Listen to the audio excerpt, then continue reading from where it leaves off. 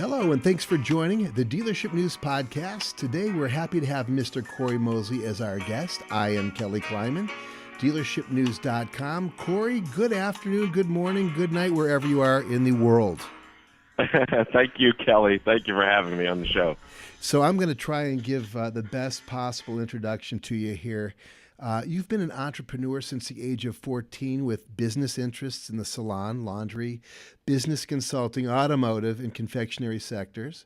As an established business strategist, you count corporations like Audi, Volvo, BBDO, and Cox Enterprises amongst your client portfolio. Very impressive, by the way. And over the past decade, Cory's consulting work has resulted in 6- and 7-figure growth for businesses nationwide, with a specialized focus on franchisee operations. And we're just damn glad to have you. Hello, Cory, again.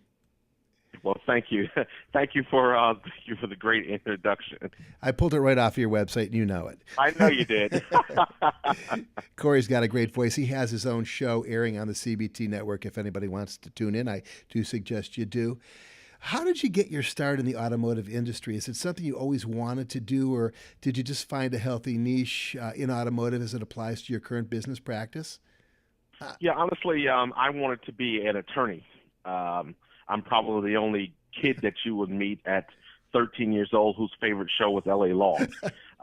And basically, I was in this big law program with this big firm, and my mentor in the program, he drove around in this beat-up Mazda.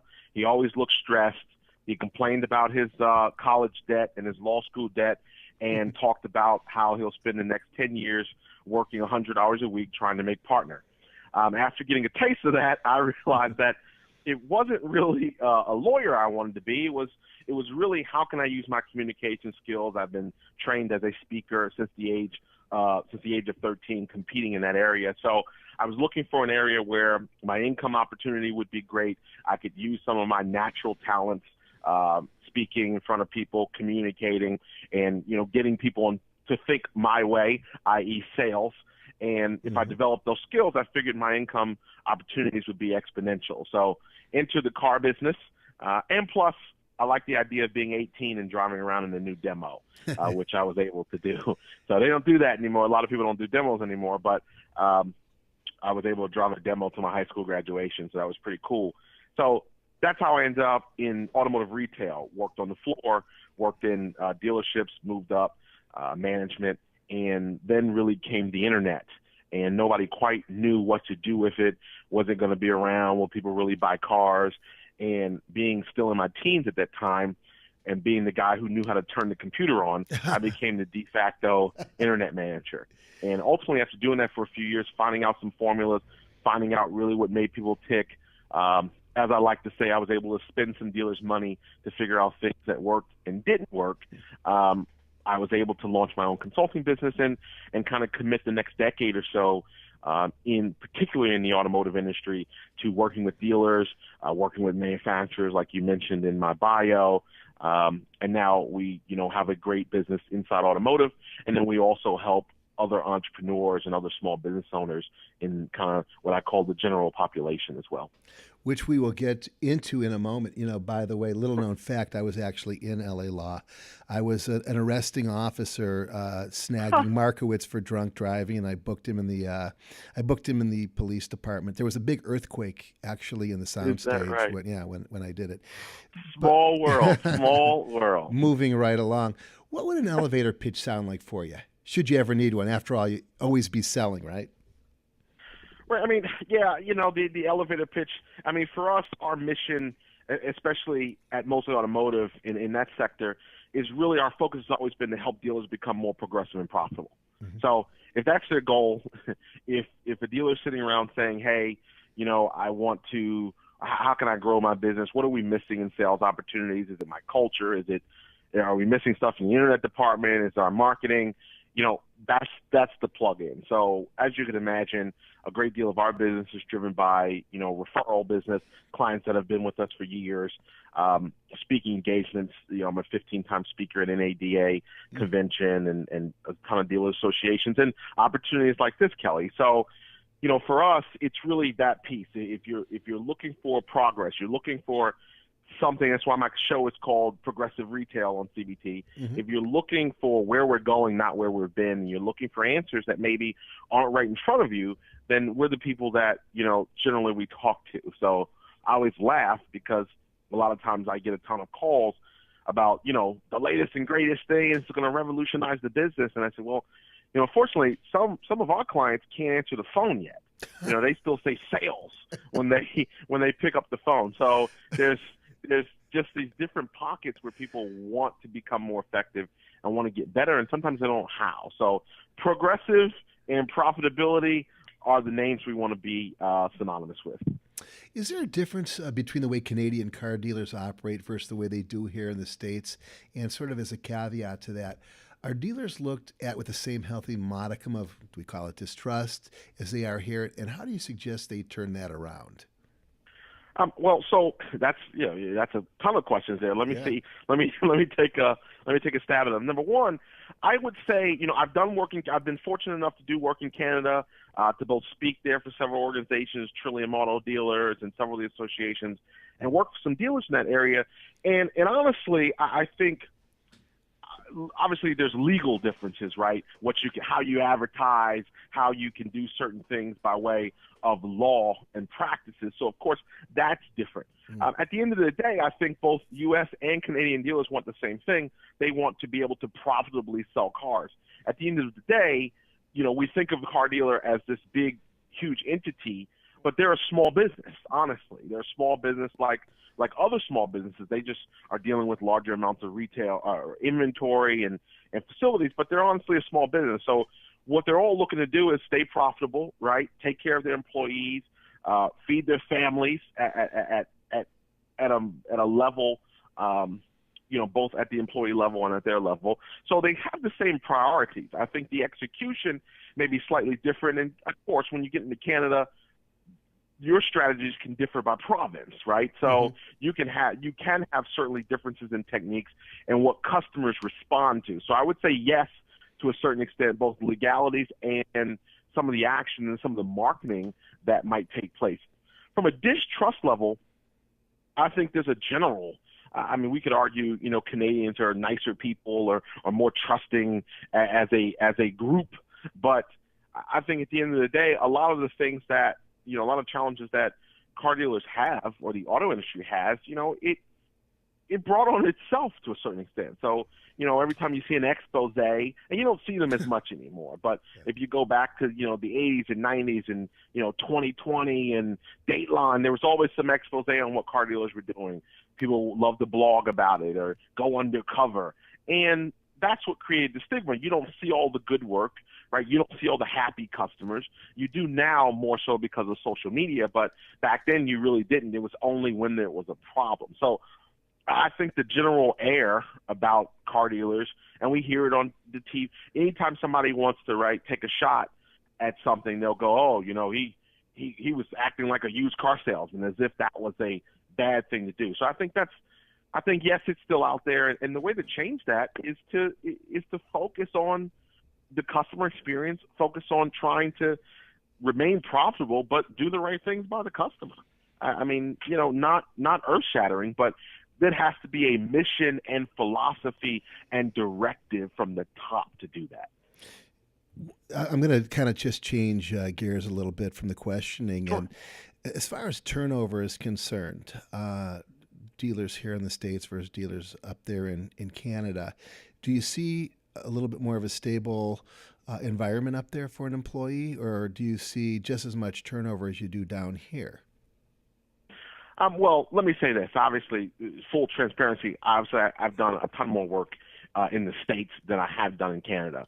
I think when I talk to dealers in Canada, when I look at some of the work we have done there, I think everybody has the same challenges, right? It's not so much the industry as it is the owner, as it is the dealer's philosophy. So I wouldn't argue, I wouldn't buy into an argument that Canadian dealers want to take care of their people better than dealers in America, because that's just not true.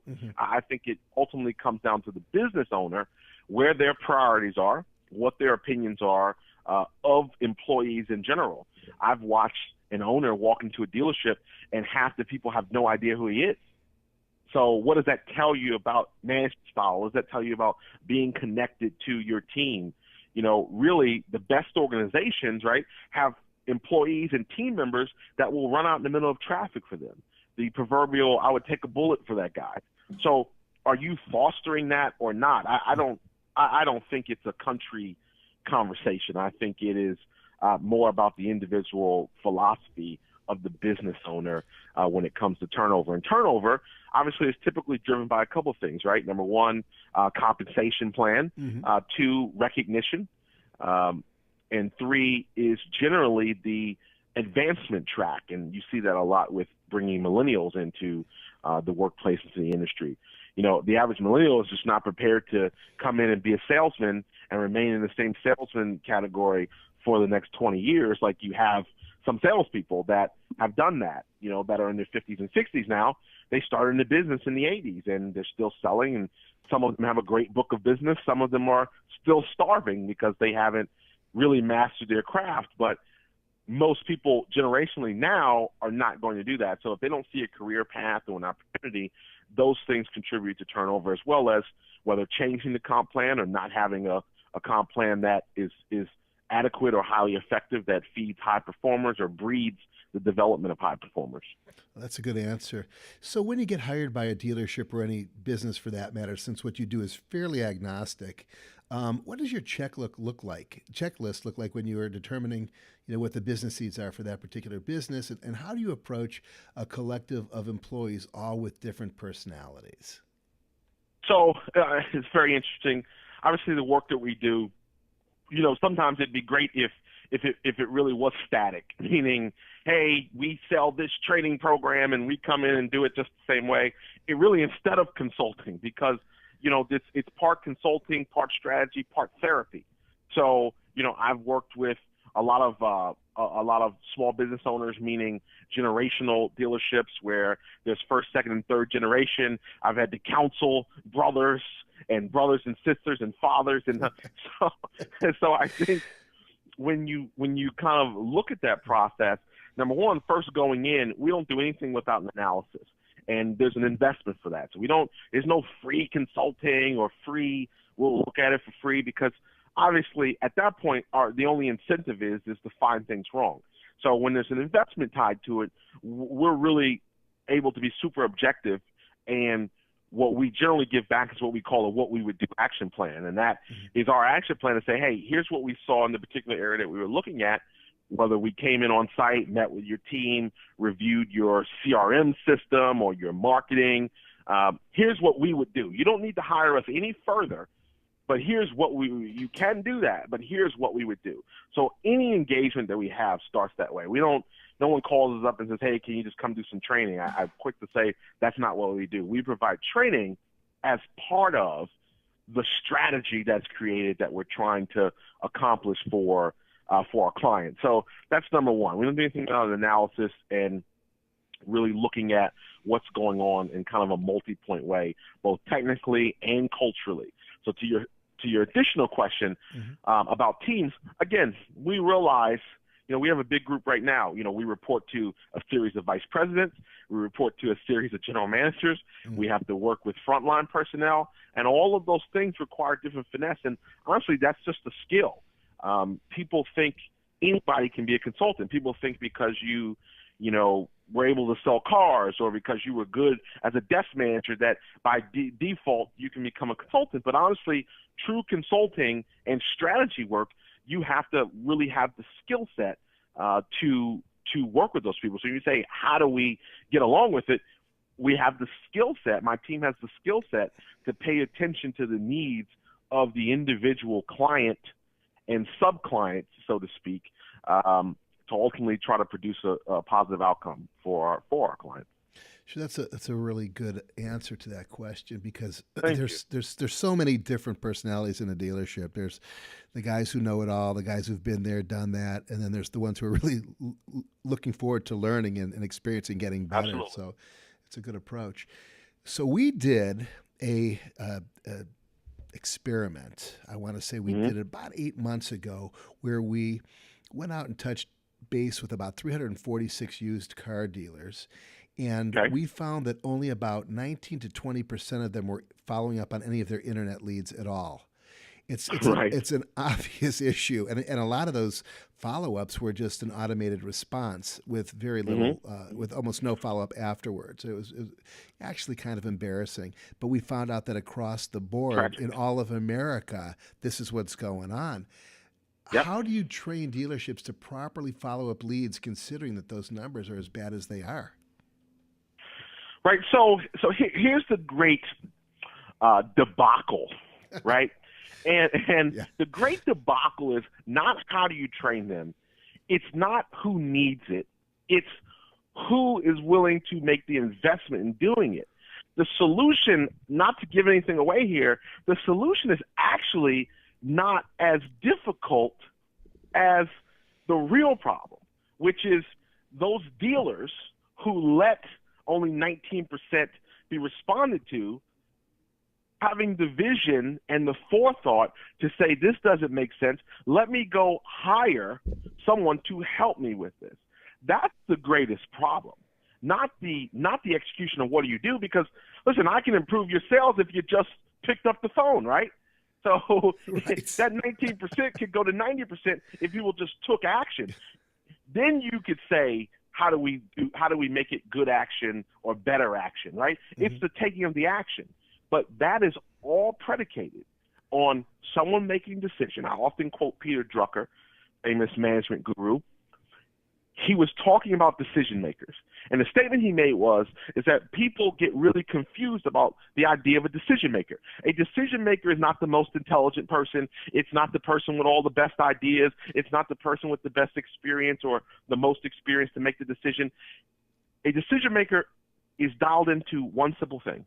They are the person empowered to make the decision. So when you have decision makers, that could be a general manager, that could be an owner, whoever is in place to make that decision and empowered to make the decision as to if we fix an issue, getting to that person and having that person see that they need help, that this is important enough to want to close the gap on, that is the key there. Not, well, we tell them to call 4 times in 1 week or send this kind of email. That's honestly the easy stuff. Mm-hmm. So it's the other piece. It's what happens when you talk about this years ago, about 10 years ago, we did a similar experiment. We mystery shopped, I think, 200 some odd dealers. And then we proceeded to call all of them, or the majority of them, based on whatever our resources were at the time. We proceeded to call all of them and say, hey, we conducted a mystery shop on your store. We'd like to share with you the results. Kelly, you probably wouldn't be stunned by this, but the average person, Kelly, would be stunned by the fact that the percentage of dealers who refused to even look at the mystery shop was astounding. Refused to even take a look, to see what was going on, to receive any information. It didn't matter if our plan was to sell an analysis, to sell training. They could have easily said no to that. But the idea that they wouldn't even look at the information to see what the outcome was astounding. And that's the real problem. It's a problem. So somebody actually picks up the phone or they respond on the internet, and the potential customer is asking about the price and the inventory availability. What is your opinion on full transparency, giving information on the phone or online to somebody who's obviously doing research and doesn't necessarily want to be dragged into a dealership? Right. So my philosophy it's pretty much always been this. It's not if you price, it's how you price. It's how you go about it. So the analogy that I use is you would not allow a customer, right, as a general rule, a customer would not come into your retail location, walk over to a car, say, I like this car, and your salesperson go grab the invoice and walk over and say, here, would you like to buy it for this price?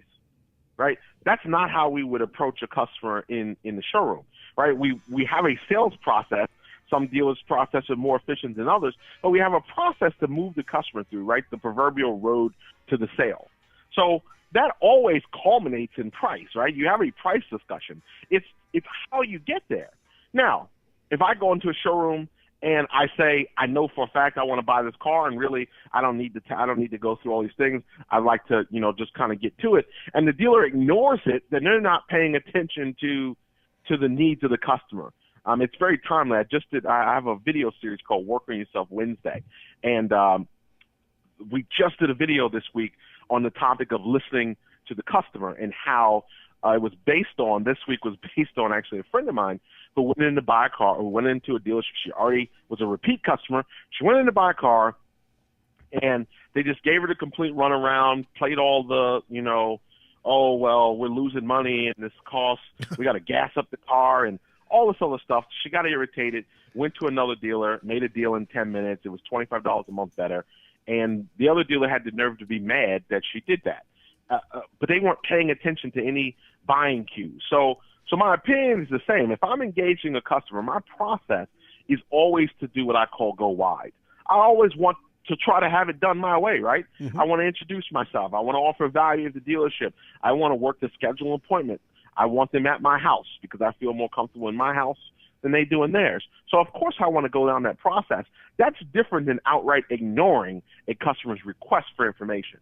So I shudder a little bit on the word transparency because it gets construed as the idea that to be transparent means I need to share everything with you. And that does not always increase buying percentage.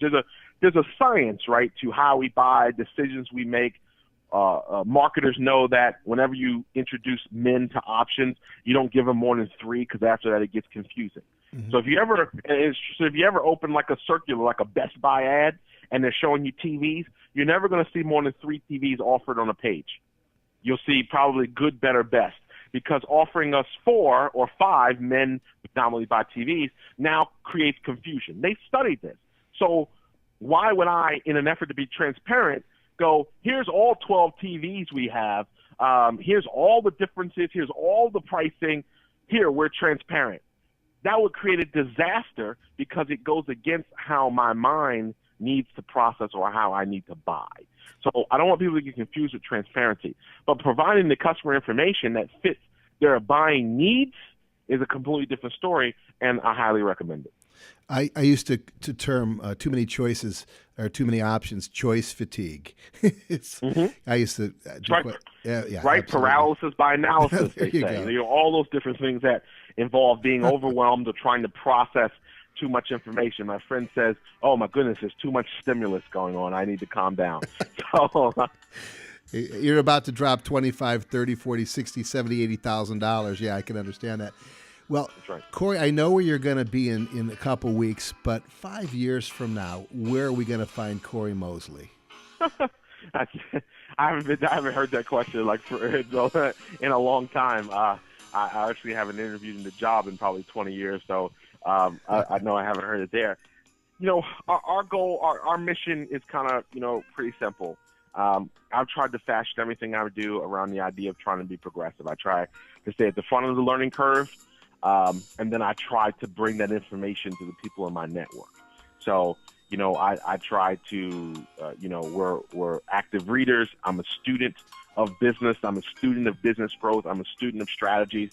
We use some in our own company, and we try to stay at the forefront and then bring that information to our clients, customers, and people in our network. So I would see myself continuing to do that and just continuing to hopefully, broaden our network. As I said, there's a great deal of work we're doing with entrepreneurs and aspiring entrepreneurs. So, my commitment is to try to help as many people start businesses and then help those people grow their businesses. And that's, like I said, car dealers are small businesses as well. So it's just in a different way. We hear, person did $100 million in sales. Well, you and I both know that's gross receipts. If the average car you sell is $32,000, you can very quickly get to that number. That doesn't mean, but we know margins are closer to the 1%, 2% range in a lot of instances. So it's a full sense of how big an organization really is. But our goal is to continue and keep our commitment to try to help small business owners and entrepreneurs become as progressive as possible by staying at the front of the learning curve ourselves. Keeping the train on the tracks. Cory Mosely, thank you so much for joining us today. Cory Mosely, is CoryMosely.com, correct? Cory, you can find me at CoryMosely.com. I know, obviously, you've got a big automotive audience, so MoselyAutomotive.com is our automotive website for all the things that we're doing in the automotive industry. Terrific. And I'll be seeing you in a couple weeks. I want to thank you for joining us. This is Kelly for Dealership News. This is the podcast. Go to dealershipnews.com and see more. Cory, I'll be in touch with you. I'll send you the podcast for your own enjoyment. And best to you. Thank you for joining us once again. Thank you, Kelly. Have a good one. You too. Bye-bye.